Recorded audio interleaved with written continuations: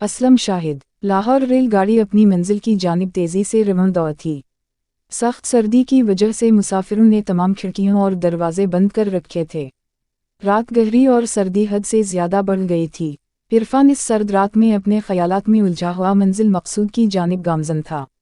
آج اسے رہ رہ کر اپنی بوڑھی ماں کا خیال آ رہا تھا، جسے وہ روتا ہوا چھوڑ کر کام کی تلاش میں دوسرے شہر جا رہا تھا۔ عرفان ایک شریف خاندان کا چشماؤ چراغ تھا۔ اس کا باپ ایک فیکٹری میں ملازم تھا۔ زندگی ہنسی خوشی بسر ہو رہی تھی، لیکن خدا کو کچھ اور ہی منظور تھا۔ ایک دن عرفان اسکول سے واپس گھر آیا تو گھر پر ایک بری خبر اس کی منتظر تھی۔ اس کا باپ آج ان دونوں چھوڑ کر اپنے خالق حقیقی سے جا ملا تھا۔ عرفان کی ماں کا رو رو کر برا حال تھا، خود عرفان کی حالت بھی ماں سے مختلف نہ تھی۔ عرفان کو اپنے باپ کی موت کا بے حد دکھ تھا، لیکن صبر کے سوا اس کے پاس کوئی چارہ نہ تھا۔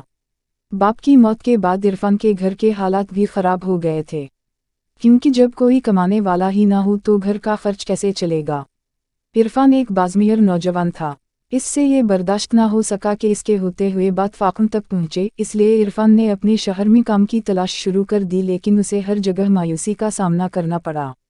آخر تنگ آ کر اس نے اپنی ماں سے دوسرے شہر جانے کی اجازت مانگی۔ آخر کار عرفان کے اصرار پر اس کی ماں نے بڑی مشکل سے اسے اجازت دے دی اور آج وہ اپنے مختصر سے سامان کے ساتھ دوسرے شہر جا رہا تھا۔ ٹکٹ دکھاؤ، ٹکٹ چیکر کی کرخت آواز نے اس کے خیال کا تسلسل توڑ دیا۔ عرفان نے فوراً ٹکٹ چیکر کو اپنا ٹکٹ دکھایا۔ ٹکٹ چیکر نے ٹکٹ دیکھ کر عرفان کو واپس کر دیا اور آگے بڑھ گیا۔ عرفان نے گھڑی میں وقت دیکھا، رات کے 3 بج رہے تھے۔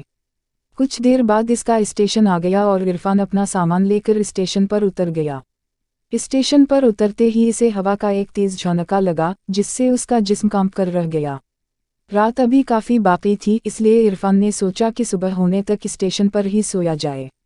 ابھی وہ سونے کے لیے مناسب جگہ تلاش کر ہی رہا تھا کہ اچانک اس کی نظر ایک پرس پر پڑی۔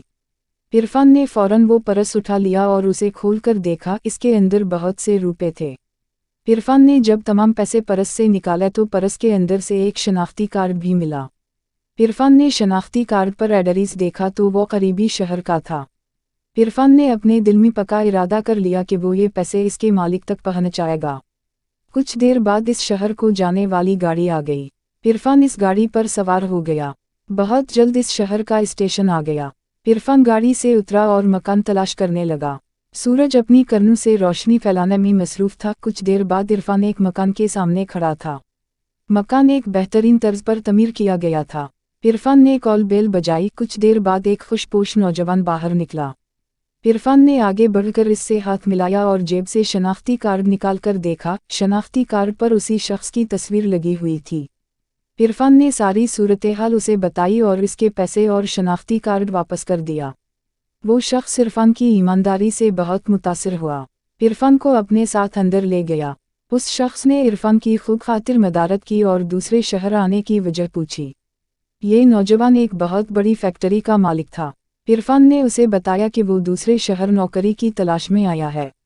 اس شخص نے عرفان کی ایمانداری کو دیکھتے ہوئے فوراً اپنی فیکٹری میں ملازم رکھ لیا۔ عرفان بھی بہت خوش ہوا کہ اسے اس کی ایمانداری کا پھل مل گیا ہے۔ اس کہانی سے ہمیں یہ سبق ملتا ہے کہ ہم پر چاہے کتنی ہی مصیبت کیوں نہ آ جائے، مصیبت سے کبھی گھبرانا نہیں چاہیے اور ہمیں ہمیشہ ایمانداری سے کام کرنا چاہیے۔